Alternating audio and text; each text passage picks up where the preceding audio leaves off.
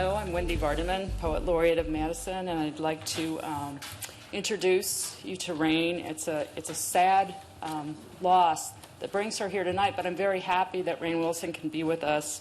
She works with students at UW-Madison as the Associate Artistic Director of First Wave, and you've had the pleasure of hearing two other students from First Wave during the time that we've been doing poetry at Common Council, directing them and teaching them ways to grow their art and immerse them in their personal narrative.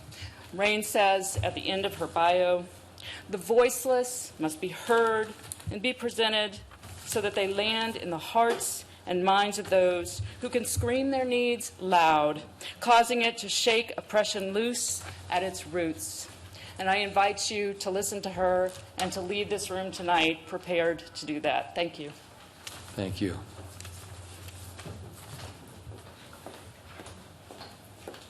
Hi, how are you? I'm really glad to be here to share the poetry of one of our dearest students of First Wave. She was a member of the First Wave family. She passed away on July 23rd of this year, and we just cared for her and loved her very much. She gave a lot of love and light, not only to our community, but to Girls Inc. And to the community at large. And just wanted to share her words and hopefully inspire some of you all. I will do a poem where she praises her city, which is Milwaukee, and I will do a poem where she speaks about herself in a monologue. Praise for Milwaukee. Praise the 16th Street Bridge. Praise how it connects the South to the East. What you know about bridge and streets. Praise the women that know how to find their own bridge. That lake won't drown the throats of women with stapled lips. They rather make bricks out of their lungs and their hips. Praise the schools that never knew how to love the kids. God forbid they know what help is or was. MPS left them destitute because praise the zoo.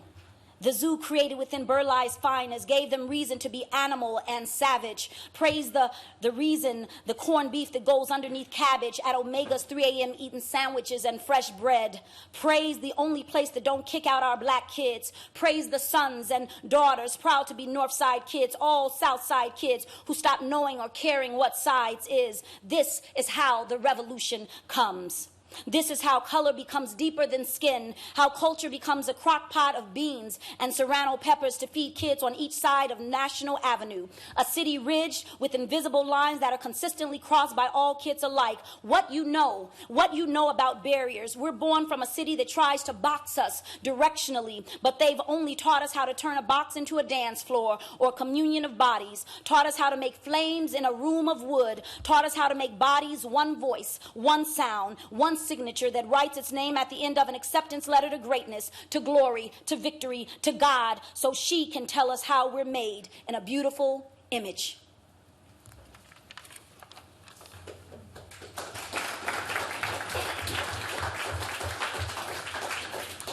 I had the pleasure of directing Nikila last year.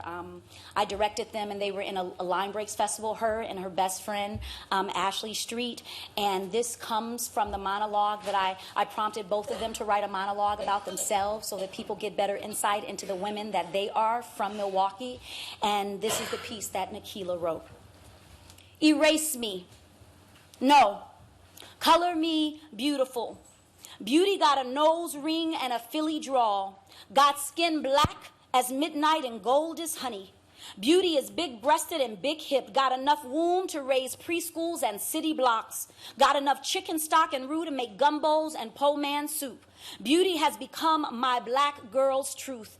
My truth is my ancestors' name continued to be carried in my Big Ten University notebook, in my 300-person lecture, in my State Street protest. I carry Milwaukee's name like a prison tattoo on my back.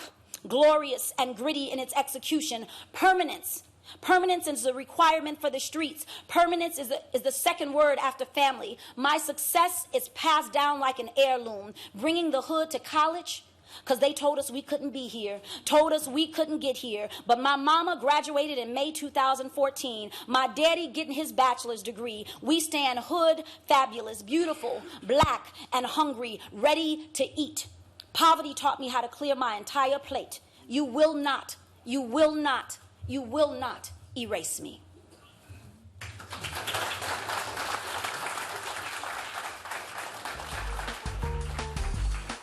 Thank you. We look forward to the next reading.